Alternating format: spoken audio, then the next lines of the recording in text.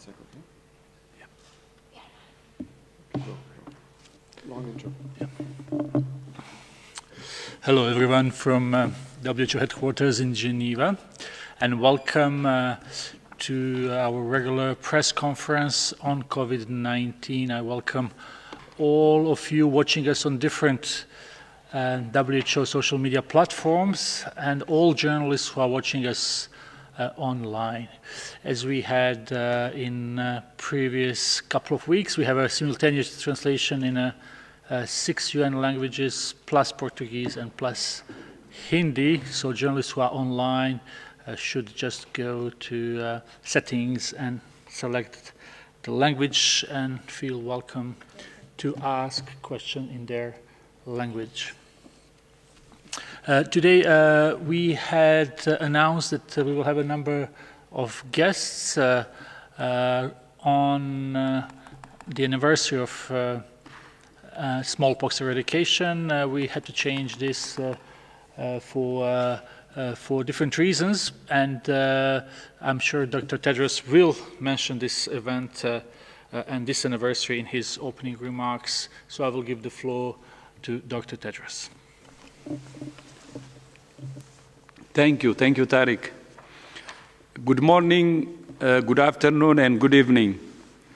Exactly 40 years ago today, on the 8th of May 1980, the World Health Assembly officially declared that the world and all its peoples have won freedom from smallpox.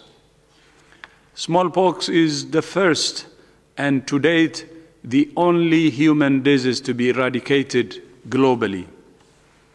Until it was wiped out, smallpox had plagued humanity for at least 3,000 years, killing 300 million people in the 20th century alone. Its eradication stands as the greatest public health triumph in history.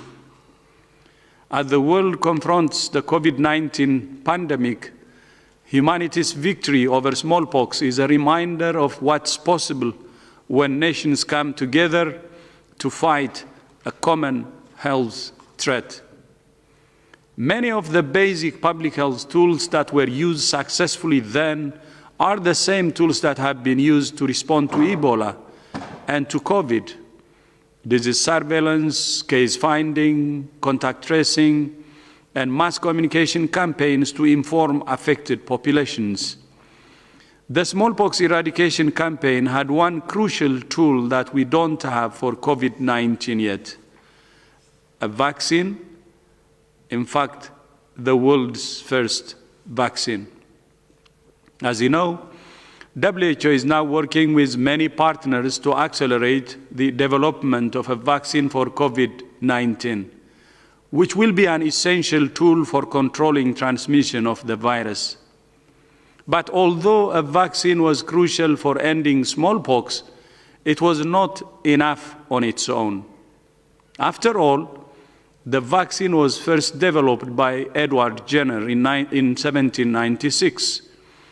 It took another 184 years for smallpox to be eradicated. The decisive factor in the victory over smallpox was global solidarity. At the height of the Cold War, the Soviet Union and the United States of America joined forces to conquer a common enemy. They recognized that viruses do not respect nations or ideologies. That same solidarity built on national unity is needed now more than ever to defeat COVID-19. Stories like the eradication of smallpox have incredible power to inspire. But there are many more untold stories about health around the world. Next Tuesday, the 12th of May, WHO will announce the 5 winners of our inaugural Health for All Film Festival. The winning films were chosen by a distinguished panel of jurors from almost 1,300 entries from 110 countries. The shortlisted films can be seen on WHO's YouTube channel, and we invite everyone to join us on our social media channels next Tuesday for the announcement of the winners. Yesterday, I announced the resources WHO estimates it needs to deliver our updated strategic preparedness and response plan for COVID-19. The updated plan estimates that WHO requires $1.7 billion to respond to COVID-19 across the 3 levels of the organization between now and the end of 2020. This estimate includes the funds that WHO has already received to date, leaving WHO's COVID-19 response with a funding gap of $1.3 billion for 2020. To be clear, this estimate only covers WHO's needs, not the entire global need. WHO is deeply grateful to the countries and donors who responded to WHO's initial strategic preparedness and response plan, and to the hundreds of thousands of individuals, corporations, and foundations who have contributed to the COVID-19 Solidarity Response Fund. And we thank you so much for your commitment and support. Our updated strategic plan takes into account the lessons we have learned so far, strengthening WHO's role in global and regional coordination. It's built on 5 strategic objectives. First, to mobilize all sectors and communities. Second, to control sporadic cases and clusters by rapidly finding and isolating all cases. Third, to suppress community transmission through infection prevention and control and physical distancing. Fourth, to reduce mortality through appropriate care. And fifth, to develop safe and effective vaccines and therapeutics. To support these objectives, WHO will continue to provide technical, operational, and logistics support to countries, and we will continue to update and adapt our guidance according to local needs. In certain fragile settings and countries with weaker health systems, WHO will continue its operational work as a provider of essential health services. As we reflect today on the eradication of smallpox, we're reminded of what is possible when nations come together to confront a common foe, to confront a common enemy. The legacy of smallpox was not only the eradication of one disease, it was the demonstration that when the world unites, anything is possible. If there is a will, there is a way. It gave us the confidence to pursue the eradication of other diseases like polio and guinea worm. Like smallpox, COVID-19 is a defining challenge for public health. Like smallpox, it's a test of global solidarity. Like smallpox, COVID-19 is giving us an opportunity not only to fight a single disease, but to change the trajectory of global health and to build a healthier, safer, fairer world for everyone. To achieve universal health coverage, to achieve our dream from the establishment of WHO in 1940s, health for all. And I thank you. But before we move on to questions, Tariq, I would like to mention one small way we are commemorating the eradication of smallpox. When WHO's smallpox eradication campaign was launched in 1967, one of the ways countries raised awareness about smallpox was through postage stamps, when social media, Twitter, Facebook, was not even in the horizon.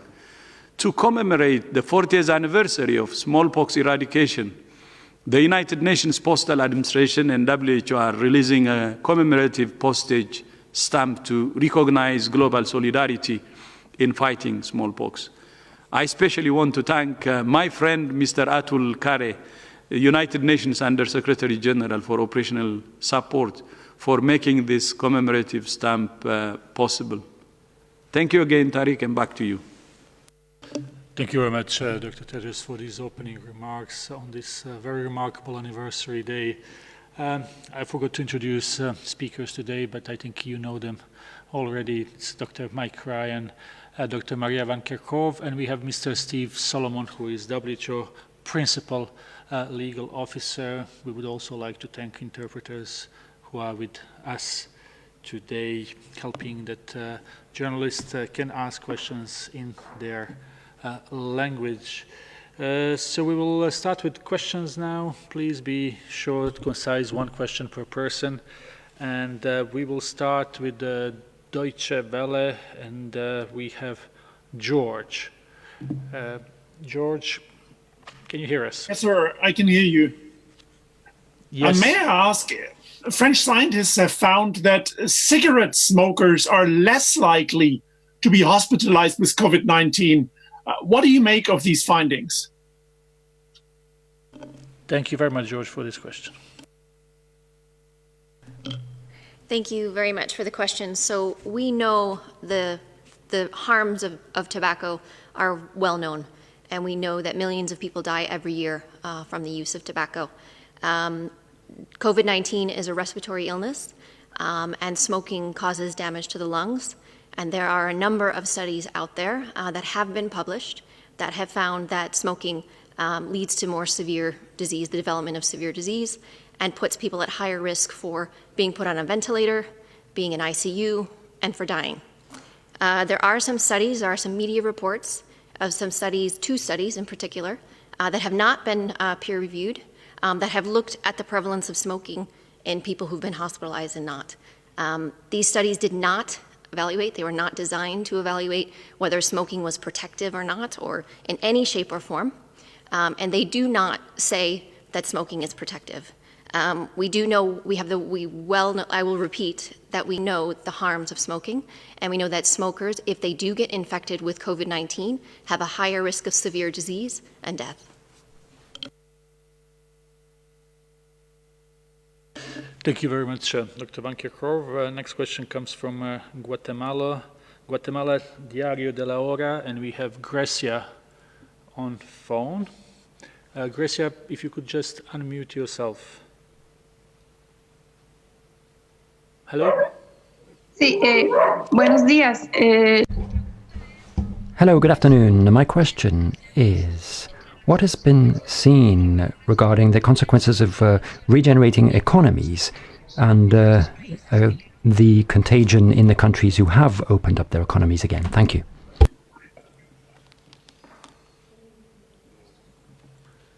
Do you want to repeat?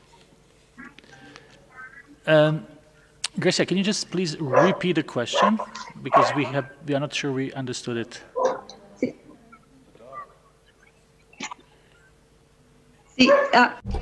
Yes, of course. Thank you. My question was about what has been seen in countries that have reopened their economies, and how has the epidemic responded to that? Thank you very much. I think we understood it now.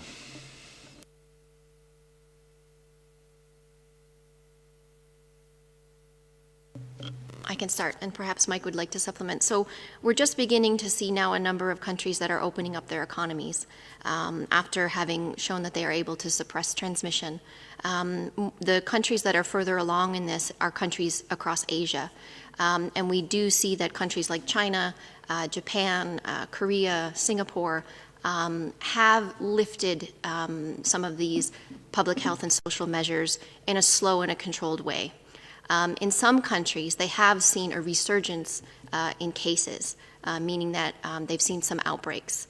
And in Japan and in Singapore, for example, they've seen outbreaks that are taking place in certain situations.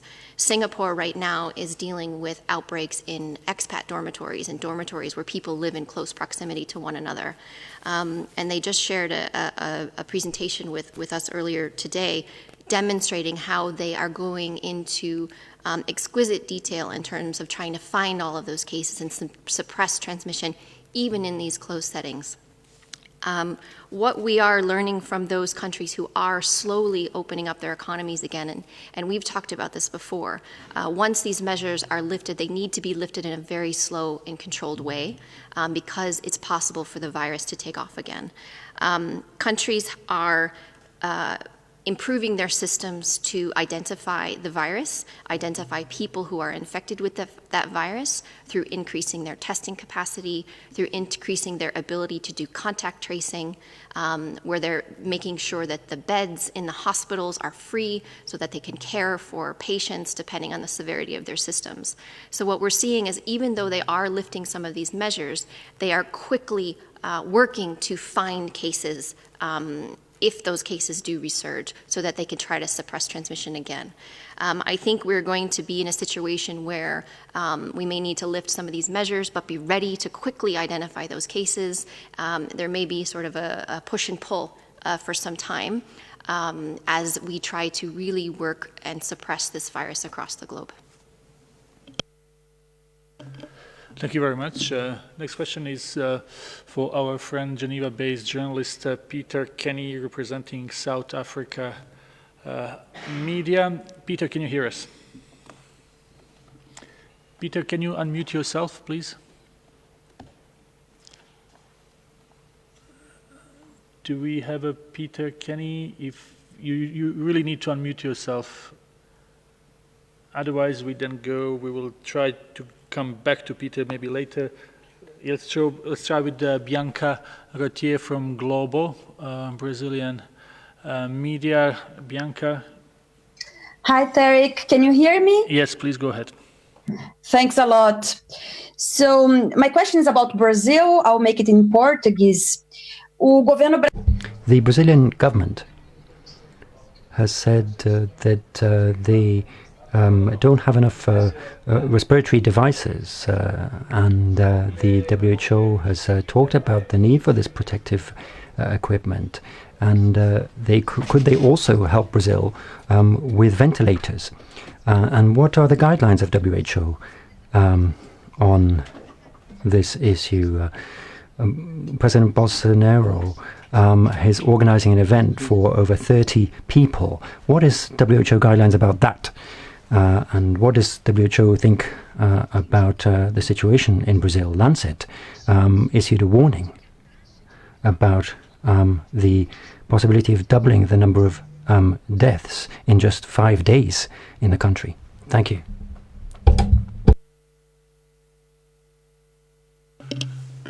That's about 5 questions in one, so I think it's going to be difficult to address. WHO always responds to requests for assistance from member states. And I think it's important to clarify here that the WHO is an agency made up of its member states, and we respond to any request for assistance from those member states.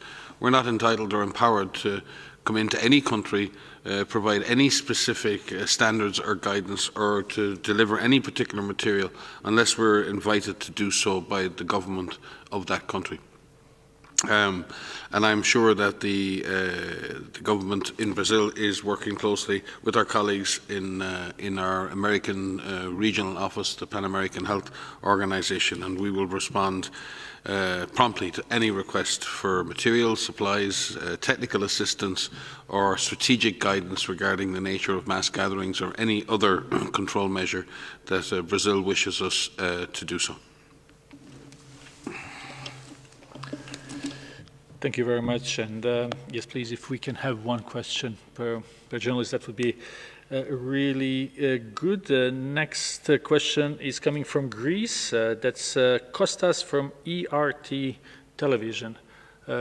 Kostas, please unmute yourself and we will be able to hear you. Hello to everybody. Thanks for taking my question. Since the beginning of the pandemic, states have been called upon to identify cases and test citizens. PCR and antibody tests are already in use. Lately, we have been observing groups of researchers analyzing city wastewaters to determine the degree of contamination of areas by coronavirus. Can this innovative tool give us a faster and more realistic picture of the pandemic versus the usual tests? Thank you. Kostas, if we can just repeat the question is about the new tests, antibody tests, or? No, it's a question about analyzing cities' wastewaters to determine the degree of contamination of areas. Can this give a faster and more realistic picture of the pandemic? Thank you very much for that. So I could start, but maybe Mike will want to add. So yes, sorry, I didn't hear the question before. So there's a number of ways in which we are looking to evaluate how the virus is circulating globally. You mentioned two of those, the use of molecular tests or PCR tests, which are measuring active infection in people. There's the use of the antibody tests, which are also testing people, but that's testing past infection. We have a unit here that's looking at wastewater, that is looking at if the virus, live virus or fragments of the virus are found in wastewater. We do understand that there are fragments of virus. This is not live virus or infectious virus that can be found in wastewater. So it's possible that that might be something that could be used to look at where the virus may be, but it's important that we focus our attention on looking for the virus in people. Countries have demonstrated the ability to, if you aggressively look for cases, human cases, and find those individuals, isolate those individuals, care for them depending on the severity of their illness in a healthcare facility or at home if that can't be done, and identify all of their contacts and quarantine those contacts. We know that that works and that can stop transmission. If we could, maybe just emphasize that point. I think we've said this a couple of times. I mean, science and discovery is very important, and looking for the virus in different samples have been able to find different ways to monitor the presence of the virus, be it in environmental samples, very important, in antibody tests in recovered patients, very important. They all have an importance, and they're all very important for understanding the long-term trajectory of the pandemic. But we seem also to be avoiding the uncomfortable reality that we need to get back to public health surveillance. We need to go back where we should have been months ago, finding cases, tracking cases, testing cases, isolating people who are tested positive, doing quarantine for contacts. We have seen time and time again in countries that have contained this virus and brought it under control without the need for massive lockdowns, have done it through the application of principled, human rights driven, but sometimes quite aggressive public health surveillance. And I think we sometimes, and I think this is something we do in society, we sometimes look for the answers where they're not. We need to go back to the basic principles of how we control this disease. A comprehensive strategy that matches basic public health surveillance, community, education, knowledge and empowerment with a strengthened healthcare capacity to treat cases. And we are able to pull those three things together and develop a vaccine in the medium to long term. That's the core. There's a lot of other information and science that needs to be discovered around that, but we need to stick to the core strategy, or else we really will risk looking for answers where the answers are not, or the answers to the questions we're asking are not going to solve the problem we have. We know the problem we have. Thank you very much, Dr. Ryan and Dr. Van Kerkhove. Now we will go to Laurent Sierra from Swiss News. Laurent, can you please unmute yourself? Yes, please go ahead. Yeah, thank you for having my question. Since you raised the question of the zero tests last time, the Swiss pharmaceutical group Roche got the approval from FDA, and they pretend to have a product which is trustful than 99% and more efficient. And at the same time, there was a study by the University of Zurich published in The Lancet that tend to show that COVID-19 is not only a pneumonia, but also systemic vascular inflammation. So what does these two components tell us, and what might that change in terms of response? Thank you. I'll start with the first part of that question. So there are hundreds of tests that are available. A number of them are serologic tests, which are measuring the amount of antibodies in an individual.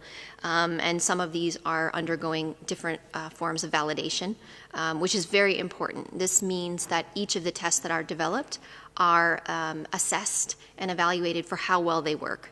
And there you use a known quantity of sera, of biological material, to look and see how well the tests perform. Do they actually measure what they're supposed to measure?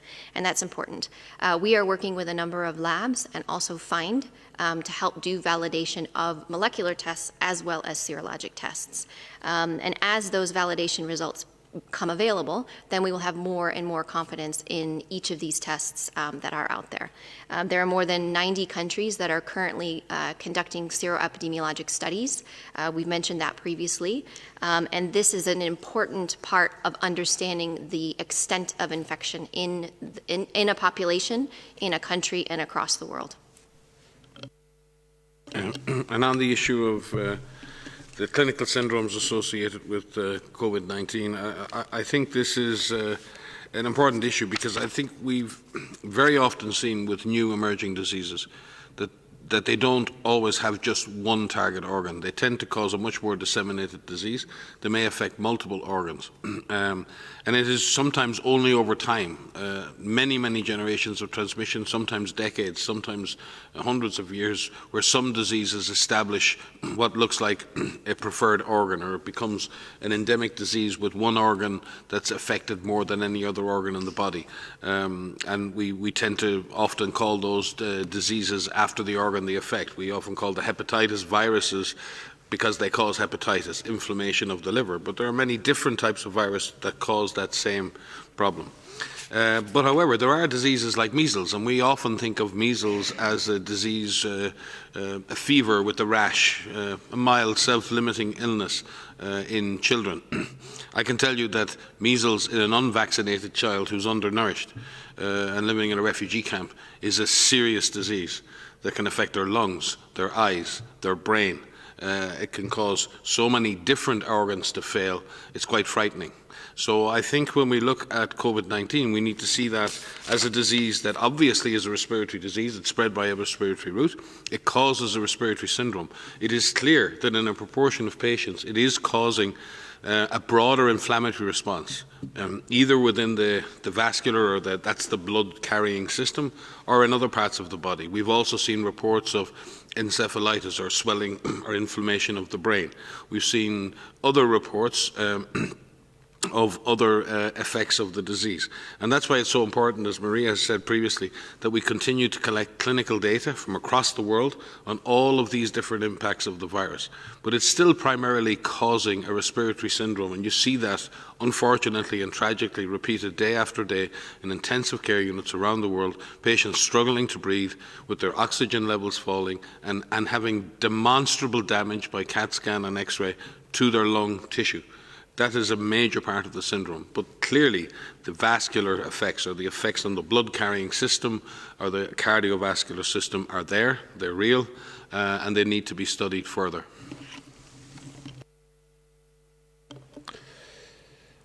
Thank you. Next question is from David Andelman from CNN. David, you have the floor. Yes, thank you. Can you hear me? Yes. Good.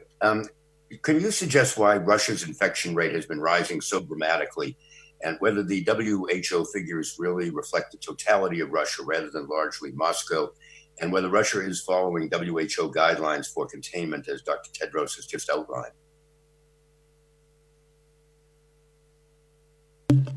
Thank you, David.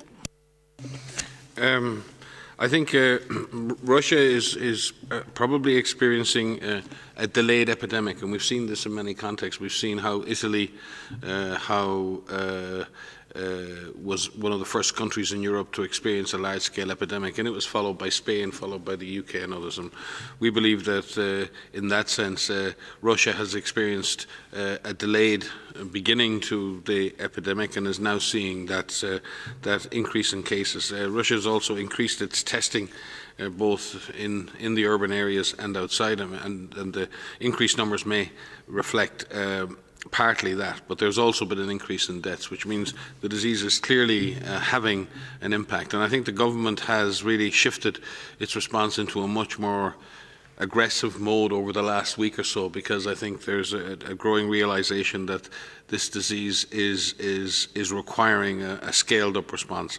In terms of the strategies been implemented, Russia has implemented fairly large-scale public health and social distancing measures. It is increasing its lab testing across the country. I think where all countries have struggled, quite frankly, is with systematic contact tracing, particularly when numbers begin to rise very quickly. And I think this has happened. If you remember, we spoke about the 4 C's before, where you have cases and you have clusters, and then you have this widespread community transmission. And I think when you have cases and clusters of cases, it's quite straightforward with some targeted investment in public health services to do the kind of containment activities we've spoken about before. Once you reach intense community transmission, it becomes very, very difficult at that point to do systematic and comprehensive surveillance. I think the exceptions to that are countries like Korea, that managed to do incredible contact tracing in the middle of a very intense community outbreak. So it is possible to do, but it requires a very coherent, very well-resourced and a very well-trained public health workforce with a lot of resources and the support of government and of the community to achieve that. And I think that's maybe for Russia, for other countries in Europe, once you get behind the curve and once the disease has spread at community level, the only options that have remained open to countries in those situations have been pretty severe public health and social distancing measures. And those measures have had an impact, and they have suppressed infection. But and as those numbers have fallen and restrictions are lifted, the danger is always, as Maria has said before, of a jump back. That disease will probably jump back unless you continue suppressing the virus by those public health measures, by those cluster investigations, by that contact tracing, that testing, and by continuing to support the community to maintain physical distance and appropriate measures, if not a total lockdown. With the case of Russia, I think Russia is just in a different phase of the pandemic and can learn some of the lessons that have been learned at great cost in Asia, in North America, and in Western Europe. Thank you, Dr. Ryan. Next question coming from Maya Plans from The Shift.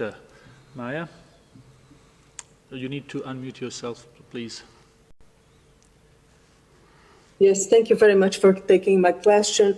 My question is still regarding the cardiovascular issues that have been reported. If you could elaborate a bit more on how are you looking at these issues of, patients report, how does the WHO reports on this and collects data on this because I heard that some people came to hospitals not with respiratory problems, with cardiovascular problems, and then they went back home and later they were found out that was part of the symptoms that they exhibited by being, having cardiovascular issues.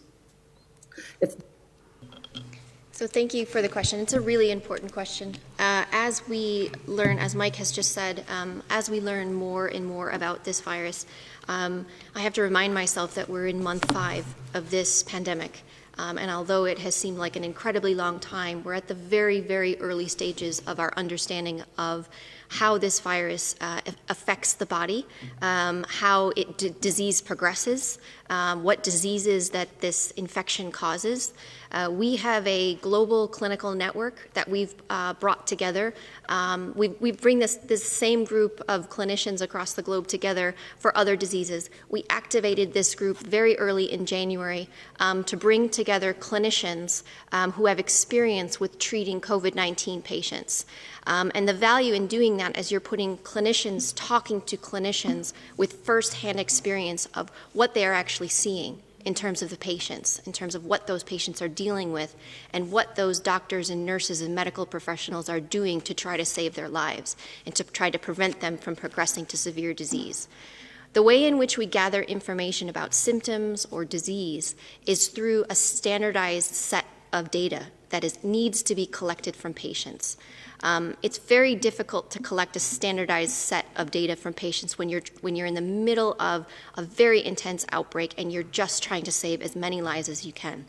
But in some countries, and in many countries that don't see intense transmission right now, and especially in the beginning, what we did is we set up a clinical case report form, which is something that was developed with WHO and ISARIC, which is the International Severe Acute Respiratory Infection Consortium, and many partners, many clinicians and nurses and medical practitioners across the globe to set up a case report form that collected a set amount of data from each patient. And in doing so, that helps us gather information so that we can analyze it and say, is this common? Is that not common? Is it associated with COVID-19 infection? What does the presence of smoking or an underlying condition have to make that condition worse? So we set up this case report form. It is being used now. It took some time to get going, and there's more than 10,000 case records in this. And we are hoping that more and more case records can be obtained so that we could better understand this. In addition, we're working with a number of countries who are conducting their own studies in their hospitals. Some of these are coming out through peer-reviewed publications, but those are done by individual hospitals. And that information is really critical for us to gather an evidence base to really understand what's happening. But with these syndromes, with these new syndromes that we hear about, those are identified by astute clinicians, astute nurses, astute medical professionals. And it's important that that's characterized. You've heard of this hyperinflammatory syndrome in children. That is something that is now being looked at by clinicians. This is among children, a very rare condition that seems to be among children. This is being looked at globally now. And there will be a case report form specifically for that so that we can collect standardized information and be able to understand this disease further. Thank you, Dr. Van Kerkhove. Next question is from Al-Arabi Al-Hadath. We have online Doha Al-Zuhairi. Can you please hear us? Yes, I can hear you. Can you hear me? Please go ahead. Yes. Okay. So my question is about any promising cure or vaccine, especially that we heard reports about showing negative side effects on patients who use hydroxychloroquine, and now eyes are on remdesivir. So any updates concerning that?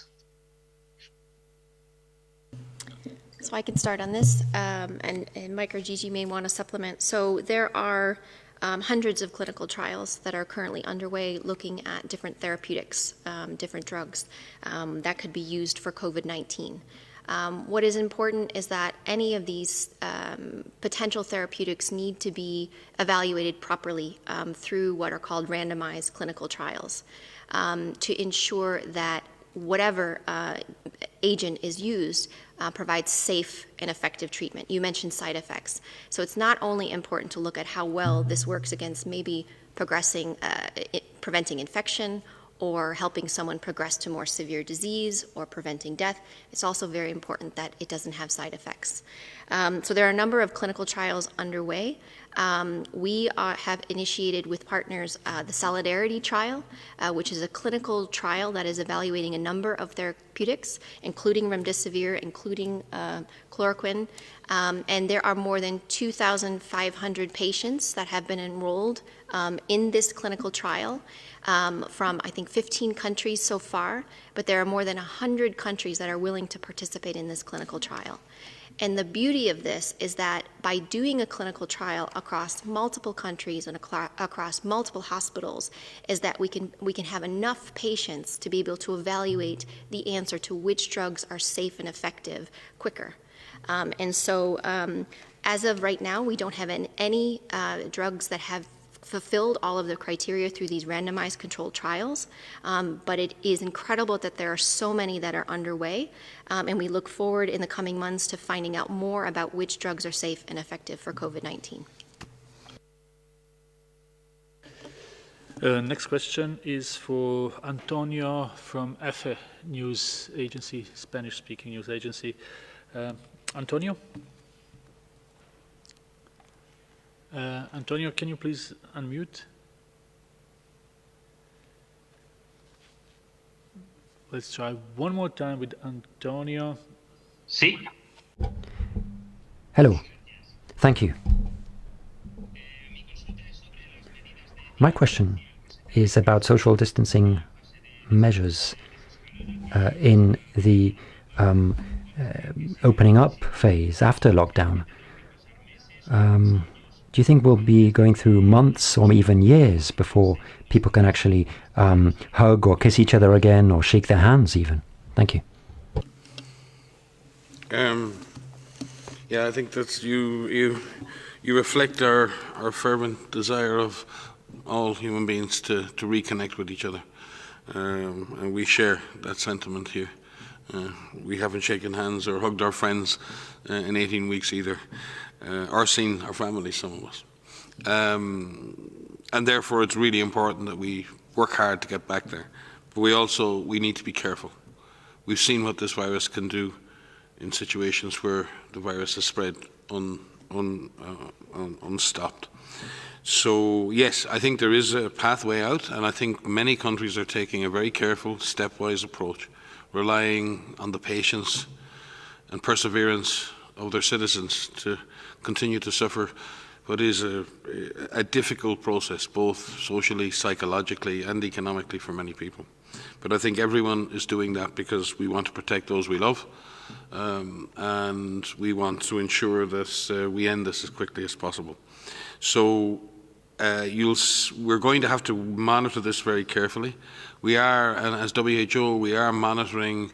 We've tried, and it's very difficult, but we've tried to work out the whole selection of measures that have been put in place by countries, and as those measures are lifted, we're looking at which countries are taking away which, and we will monitor the epidemiology in those countries, and with them we will look at and examine if certain measures as they're lifted may cause a jump in cases. We'll have to think about that again. One being the schools is a very good example as people return to work.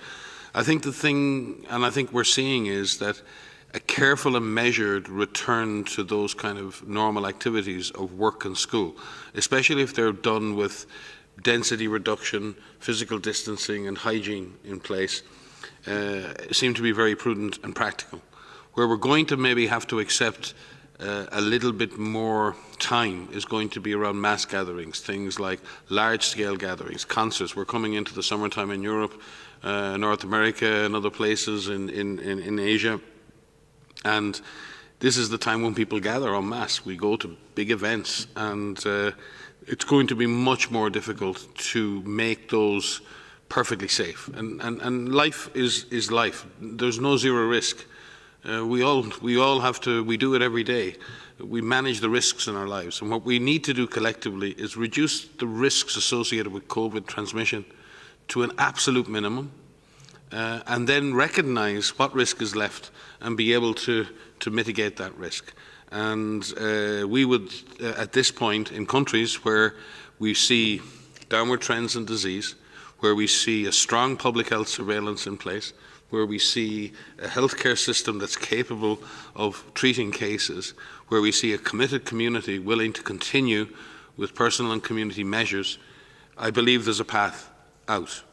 But it may involve schools or partial school opening, partial workplace opening, those working from home that can, those that need to go to work, being properly protected in place. And especially those people who have to work in high density conditions, we have to make special provision for their occupational health and safety. Then we have to look very carefully at events that bring people together en masse. And see how best we can bring, for example, we spoke the last day about football and other spectator sports. Maybe the sports can start again, but the spectators may have to stay away for a little bit longer.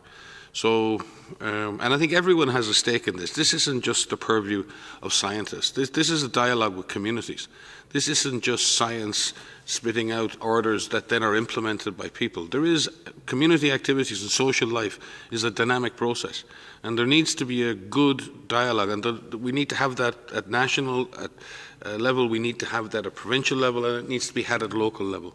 Communities are very often best placed to look at what's important and look at what's relevant for them, but always with risk in mind, and listening to the science and listening to the public health advice.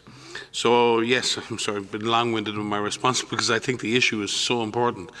There is a path out, but we must remain ever vigilant, and we may have to have a significant alteration to our lifestyles until we get to a point where we have an effective vaccine and effective treatments. But that doesn't mean it's all bad. I mean, we've seen some benefits to our environment. We've seen some benefits to our connectedness. Strangely enough, even though we've been disconnected physically, I think many of us have recognized how important those connections are. So I think we need to move forward recognizing that it's been and is and will be for many populations and countries with weak health systems. Still, this is a big challenge. And we're not through it yet in many countries. And as some countries come out of lockdown and come out of these measures, they can offer hope to communities who are entering into epidemic situations. Learn lessons from what everyone has done, transfer resources and help other countries to fight the fight they have to fight. And in the end of this, as Dr. Tedros says again and again, through solidarity, we will win the fight, and nobody is safe until everybody's safe. Thank you, Dr. Ryan.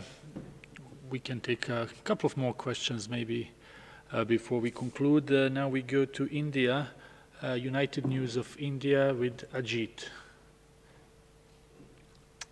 Yeah, thank you. Thank you so much. My question is related to temperature range. That is there any study, any experiment, or any lab research that what is the temperature range that this virus can survive within the human body as well as in the open environment?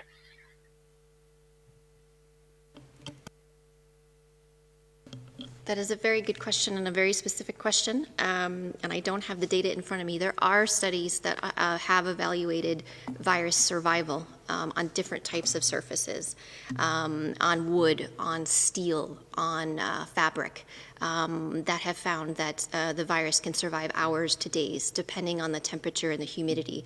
I don't have the details of the temperature and humidity off the top of my head, so I will be very happy to provide that answer if you get the name and the contact information.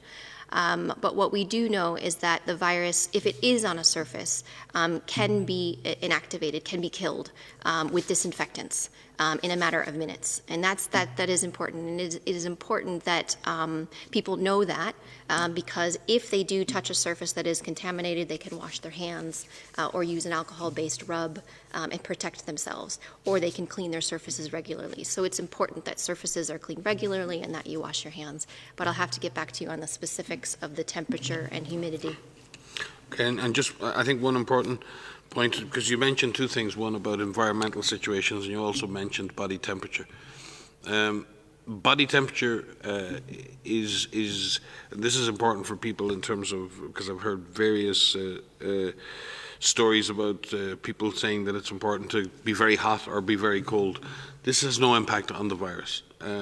Viruses and infectious diseases cause people to have fevers, and very often it's the breakdown products of the virus or the immune response that trick the body into being hot. And having a temperature in itself is not necessarily a bad thing, but also that temperature has to be carefully monitored, especially in children. So the idea that one should have a very high temperature and that's helping to get rid of the virus is not true. The body is responding to the virus's presence. Equally, the idea that you would try to cool someone down to get rid of the virus is not true. But there are certain situations where there is a high temperature, and it's important for doctors and nurses to get the temperature down, because very high temperatures, and I mean very high temperatures, can be associated with convulsions and other effects. So the monitoring and the management of temperature in a person who's got an illness is very important. And it's very important that clinicians can manage a very high temperature. But the idea that temperature itself is affecting the way the virus will behave in the body is not true. So people managing themselves by trying to make themselves very cold or make themselves very hot will not affect the process of the virus in your body. But managing the temperature is very important for the outcome for the patient.